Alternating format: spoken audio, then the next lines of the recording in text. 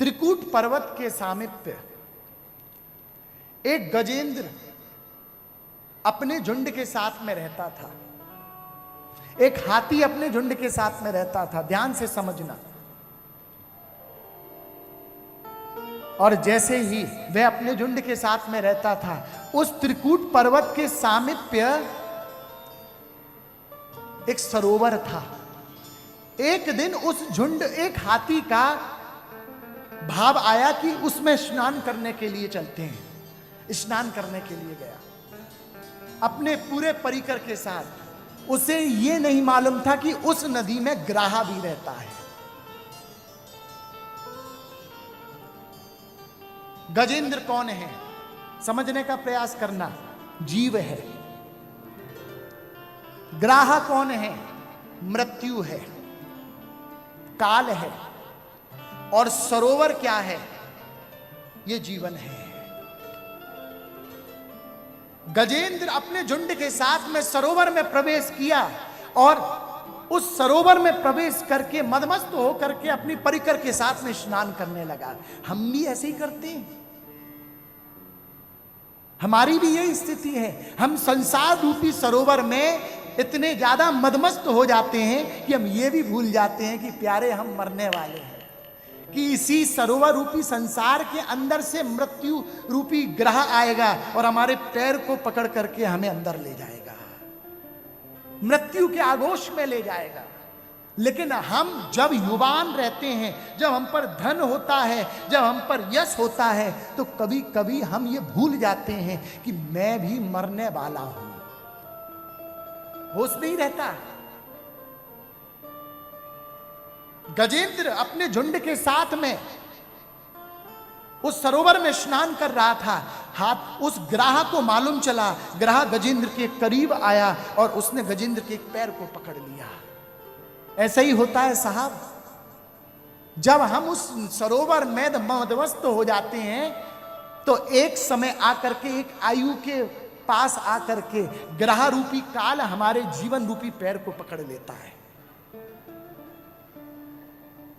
महाराज, पहली बार जब ग्रह ने गजेंद्र के पैर पकड़े तो गजेंद्र ने अपना बल लगाया, 100 बल लगाया और बाहर आने का प्रयास किया।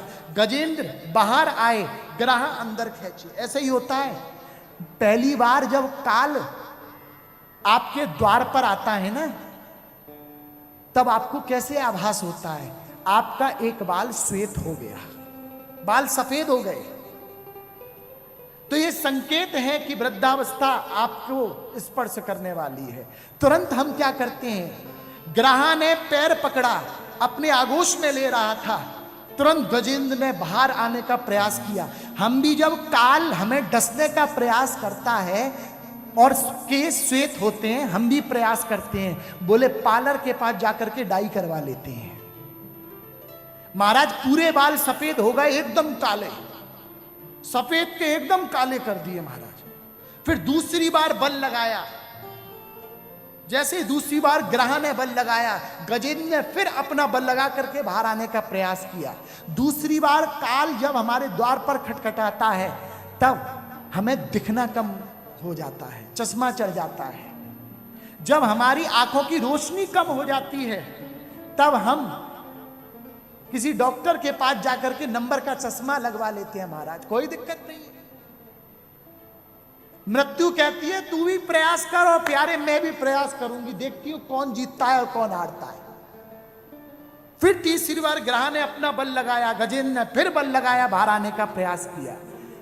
महाराज, फिर दांत कमजोर हो जाते हैं और कभी कभी किसी किसी विरला के तो सीधे हो गो काम, 64 के 64। और जैसे ही दांत गिरे नहीं, तुरंत डॉक्टर के पास गए। साहब, डॉक्टर साहब, इसके बगैर रसगुल्ला नहीं खा पाऊंगा। वो गोल गोल रसगुल्ला कचौड़ी जो सुबह प्रातः वेला हर चौराहे पर मिलती है, वो जरूर खानी है। देखते देखते जब 100 बल लगाता है, 100 बल समाप्त हो जाता है, तो फिर जीव कहां पर आता है? 100 बल में। महाराज, काम नहीं चला। अब दांत लगाने वाले, अब मसूड़े ही कमजोर हो गए, कहां पे अटकाओगे? महाराज, सब चीज, शरीर बेकार हो गया, अब ताकत नहीं रही, सामर्थ्य नहीं रही ग्रह से लड़ने की। तो फिर वह जीव पुकारता है अपने सगे संबंधियों को, आप बता दो, आप बचा दो, आप बचा दो। कुछ समय तक आपके पारिवारिक सदस्य, हमारे पारिवारिक सदस्य लड़ते भी हैं, डॉक्टर के ले जाते हैं। स्वजन बल ने प्रयोग किया, उस हाथी के झुंड ने बहुत बल लगाया, सभी ने झुंड लगाया, लेकिन प्यारे याद रखना, तुम चाहे कितना भी पैसा खर्च कर दो, चाहे दुनिया के कितने भी बड़े से बड़े हॉस्पिटल में ले जाओ, अगर काल आया है तो आकर के रहेगा और उस जीव को ले जा करके रहेगा। ना तुम में सामर्थ्य है, ना और किसी में सामर्थ्य है। कितना भी बल लगा दो, ना कोई बल काम आता है, ना स्वजन बल काम आता है, ना धन बल काम आता है, कुछ काम नहीं आता। सिर्फ एक ही बल काम आता है, बोले कृपा का बल। गजेंद्र के साथ भी ऐसे ही हुआ, सगे संबंधियों ने बल लगाया, जब समस्त बल समाप्त हो गया और गजेंद्रों के संगे साथियों ने यह आभास किया कि अब तो इसमें कुछ नहीं बचा है, इसका पूरा शरीर कमजोर पड़ गया, अब इसको बचा के क्या करेंगे। ऐसे ही होता है हमारे साथ भी। जब देखा स्वबल समाप्त हो गया, स्वजन बल समाप्त हो गया, तो तुरंत गजेंद्र ने आह्वान किया कि हे नारायण आप मुझे बचाओ, हे नारायण मुझे बचाओ। माता लक्ष्मी की दृष्टि गई। कहते हैं अंतिम समय में पूरा शरीर कमजोर हो जाता है। उस गजेंद्र का पूरा शरीर डूब चुका था, बस सूंड रह गई थी। अंतिम समय में हाथ पैर काम नहीं आते, बस एक ही चीज बचती है प्यारे, बोलो क्या? बुद्धि से बुद्धि बचती है। और जब सब चीज समाप्त हो गई, स्वबल समाप्त हो गया, स्वजन बल समाप्त हो गया, अंत में जब बुद्धि बची तो गजेंद्र ने सोचा कि मैंने संसार को भी देख लिया, सांसारिक संबंध को भी देख लिया। तुरंत उसने अंतिम समय में अपनी बुद्धि को उस गजेंद्र ने नारायण के चरणों में समर्पित कर दिया। लक्ष्मी जी की दृष्टि गई, लक्ष्मी जी ने कमल का पुष्प डाला सरोवर में, और वो सरोवर में पुष्प तैर करके आया, और जैसे ही तैर करके हाथी के पास आया, हाथी ने अपनी सूंड से उसको ले लिया। यहां पे लक्ष्मी कौन है? गुरु। और जैसे ही संसार रूपी सरोवर में गुरु रूपी लक्ष्मी पुष्प रूपी विवेक सत्संग डाले ना, तो तुरंत आप अपनी बुद्धि रूपी सूंड से उसको स्वीकार लेना। याद रखना, जिस प्रकार लक्ष्मी ने पुष्प डाला, उसी प्रकार गुरु रूपी लक्ष्मी सत्संग रूपी पुष्प डालता है। और जैसे ही सत्संग रूपी पुष्प डाले सरोवर रूपी आपके जीवन में, तुरंत बिना किसी समय गवाए उस विवेक रूपी सत्संग को ग्रहण कर लेना। आत्मबल आ जाएगा। बोले किससे? मृत्यु से भी लड़ने का आत्मबल आ जाएगा। हाथी ने अपनी सूंड से पकड़ा और दूर से जैसे ही गोविंद को पुकार रहा था, अब गुरु का भी सानिध्य प्राप्त हो गया। और जैसे ही गुरु का भी सानिध्य प्राप्त हो गया, तो एक ही भाव मानो गजेंद्र प्रकट कर रहा था। गजेंद्र पुकार रहा है प्रभु को। तुरंत वैकुंठ में विराजमान प्रभु गरुड़ को कहते हैं, गरुड़ देव रथ तैयार करो, मैं अपने भक्त पर कृपा करने के लिए आने वाला हूं आपके रथ पे। जैसे ही रथ तैयार करने ही वाले होते हैं श्री गरुड़ देव, तुरंत ठाकुर प्रवेश करके रथ में बैठ करके कहते हैं, हे गरुड़ आप अब जल्दी रथ चलाओ, अरे मेरा भक्त पुकार रहा है, पुकार रहा है। श्री गरुड़ देव कहते हैं आज प्रभु को बहुत ज्यादा उत्कंठा हो रही है, ज्यादा तड़पन हो रही है। गरुड़ देव रथ चलाना प्रारंभ करते हैं। पीछे से आवाज आती है कि अरे प्यारे है गरुड़, बहुत तू धीरे धीरे रथ चला रहा है, थोड़ा तेज कर, थोड़ा तेज कर, थोड़ा आगे बढ़ा और थोड़ा जल्दी चला।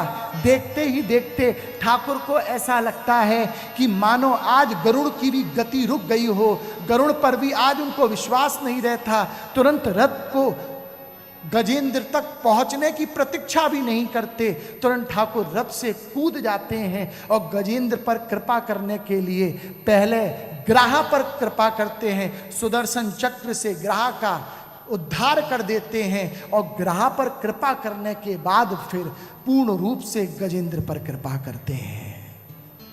बोले भक्त वत्सल भगवान की जय हो। यहां पर पुकारा गजेंद्र ने था, लेकिन कृपा पहली ग्रह पर करी। क्यों?